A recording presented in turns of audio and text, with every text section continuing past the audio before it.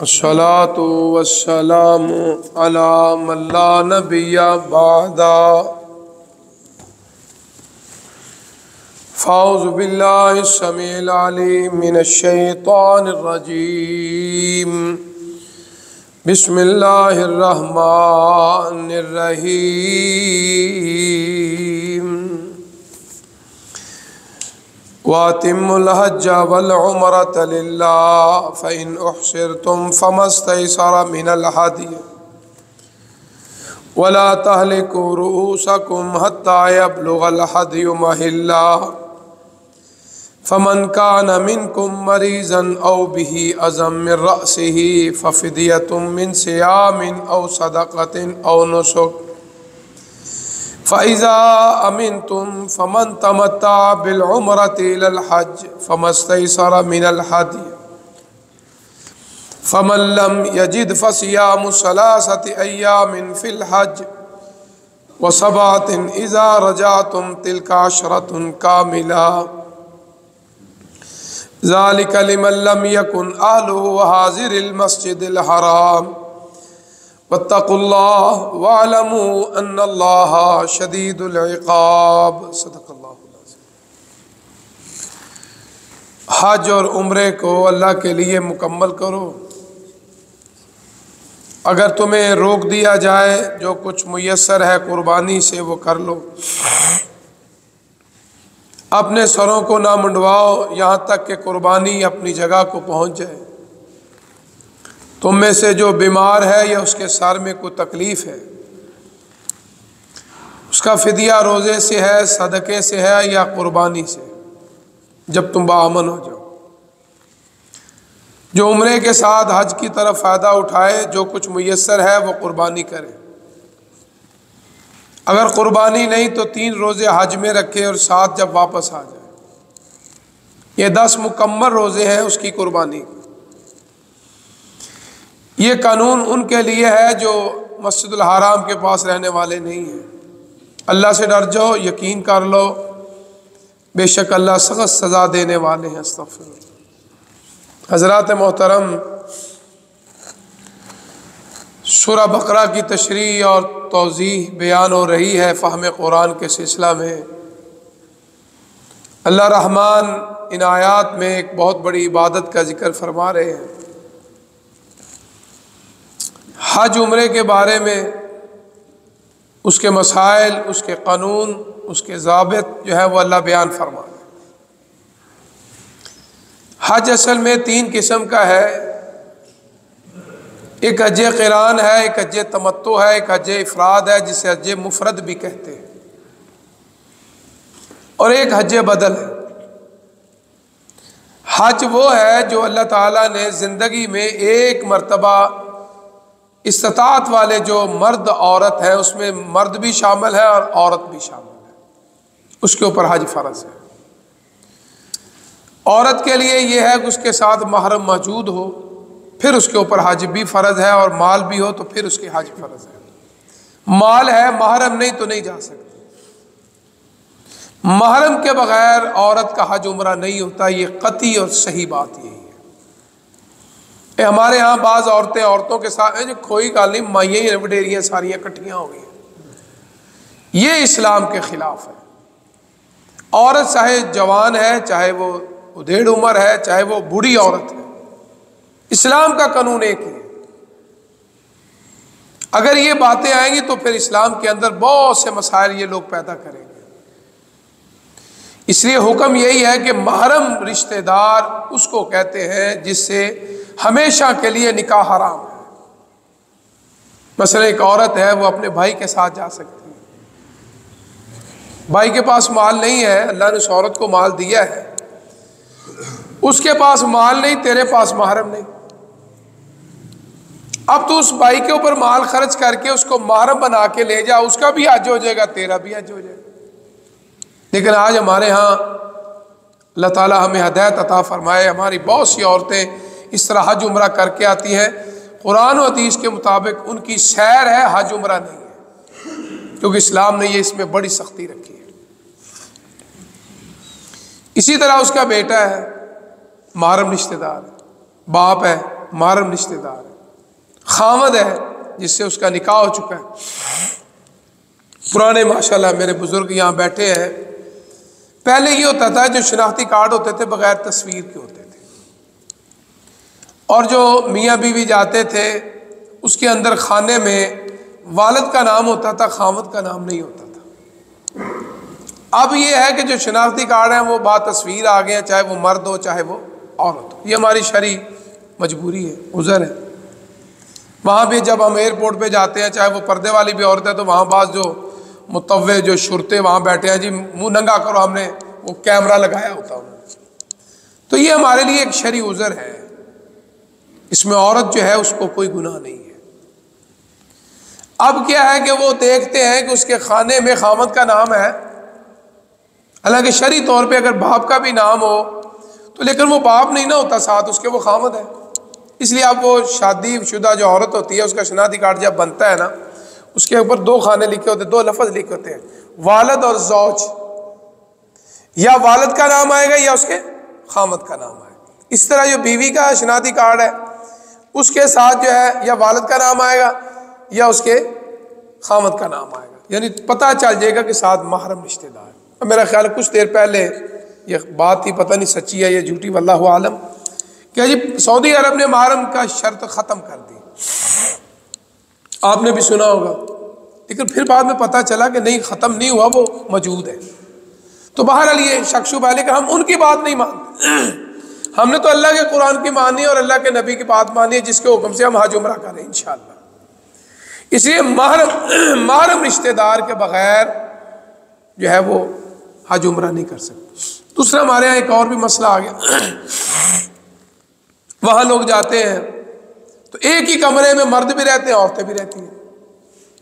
یہ بھی ایک بہت بڑا فتنہ ہے جس کو ہم شیئرنگ روم شاید وہ کہتے ہیں۔ وہاں اجنبی مرد بھی ہیں، اجنبی عورتیں بھی ہیں۔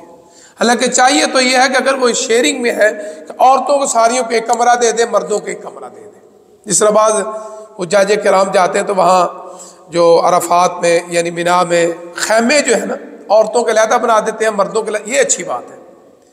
اب کمرے کے اندر ایک عورت جو ہے وہ اجنبی ہے، اس کے لیے وہ مرد جو حضرات ہیں وہ غیر محرم، چاہے اس کا خاوند ساتھ ہے، چاہے اس کا بھائی ساتھ ہے یا اس کا شوہر ساتھ ہے، لیکن شریعت کے اندر یہ بڑا فتنہ ہے۔ دیکھو ایک کمرے میں واش روم بھی ایک ہی ہوگا میرا خیال ہے، تو اب اس میں آنا جانا ہو اور بسا اوقات بہت سے مسائل پیدا ہوتے ہیں۔ تو اسی عورتوں کو یہ چاہیے کہ اس طرح کا حل پیدا کریں، اپنے ایجنٹوں سے کہیں، ایک تو یہ ہے کہ یا تو ہمیں شیئرنگ میں دینا ہے تو ہمیں علیحدہ عورتوں کے لیے کمرہ خاص کروا دو، اپنے وہاں جو نمائندے ان سے کہہ دو۔ تو یا اللہ توفیق دے تو ڈبل بیڈ والا جو کمرہ ہے وہ میاں بیوی ہے، باپ ہے، بھائی ہے، تو علیحدہ دو کمروں والا یعنی جو ڈبل بیڈ والا کمرہ ہے وہ لے لیں۔ تو اس لیے اسلام نے یہ سارے دروازے اس لیے بند کیے ہیں فتنہ برپا نہ ہو، کوئی برائی کی طرف نہ چلا جائے۔ اسلام نے وہ سارے دروازے بند کرنے کی کوشش کی ہے جس سے برائی کے لیے آسانیاں پیدا ہو۔ استغفر اللہ۔ اسی لیے حدیث میں آتا ہے نا، کوئی اجنبی مرد عورت تنہا کسی کمرے میں نہ بیٹھے، کتنا بھی بڑا نیک ہو، خیال ہے حافظہ میں تو بابا بڑیرا، نہیں۔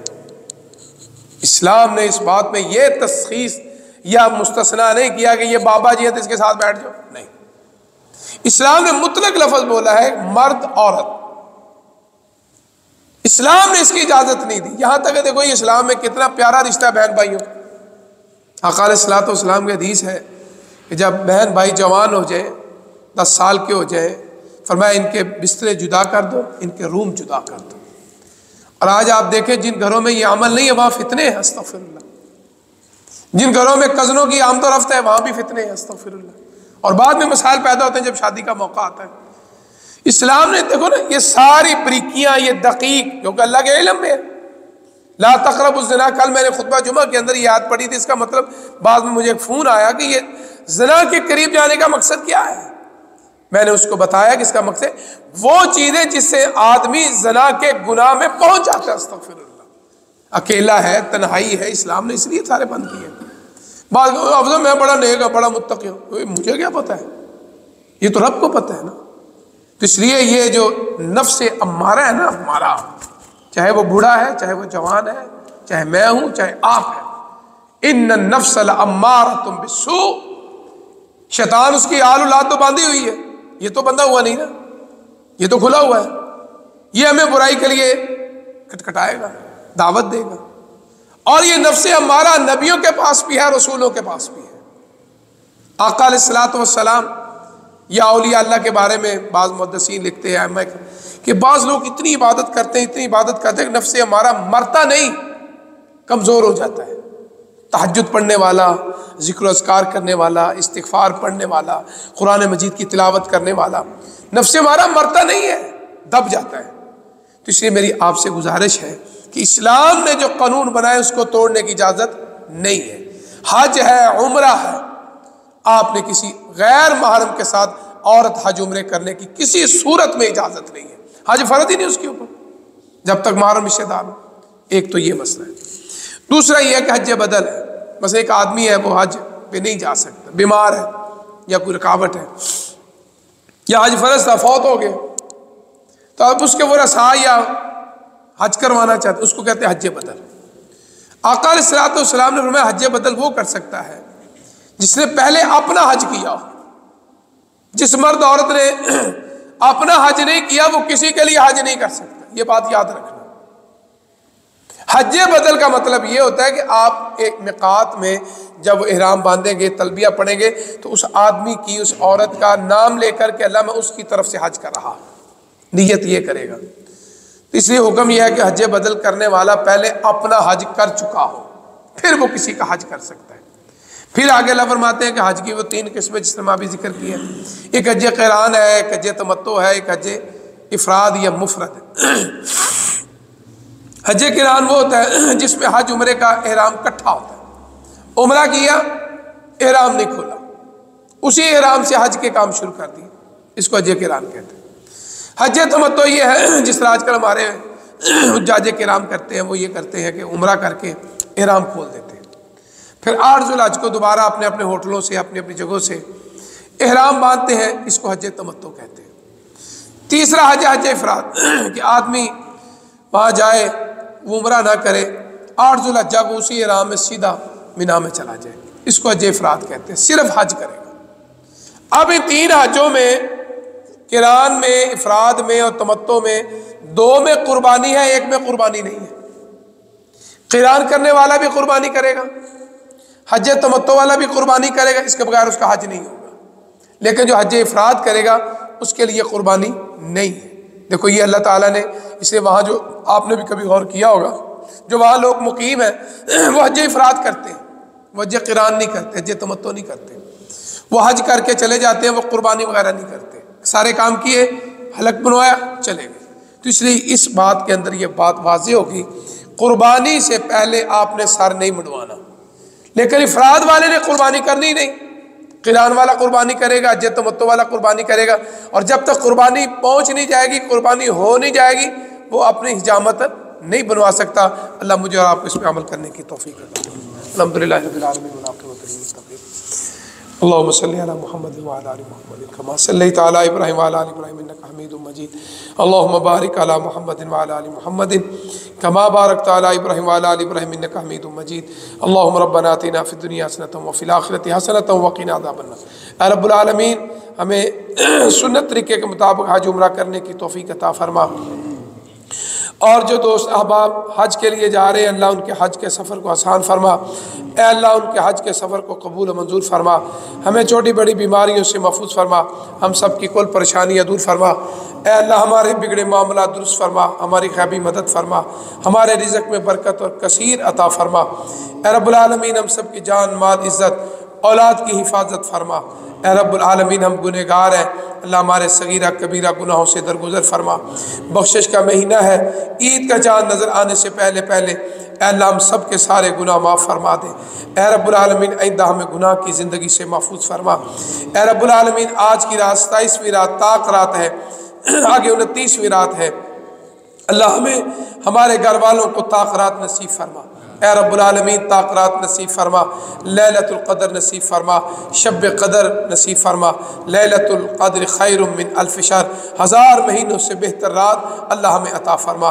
اللہم انک عفو تحب العفو فاعف عنا، رب ارحمہما کما ربیانی صغیرا، ربنا تقبل منا انک انت السمیع العلیم وتب علینا انک انت التواب الرحیم۔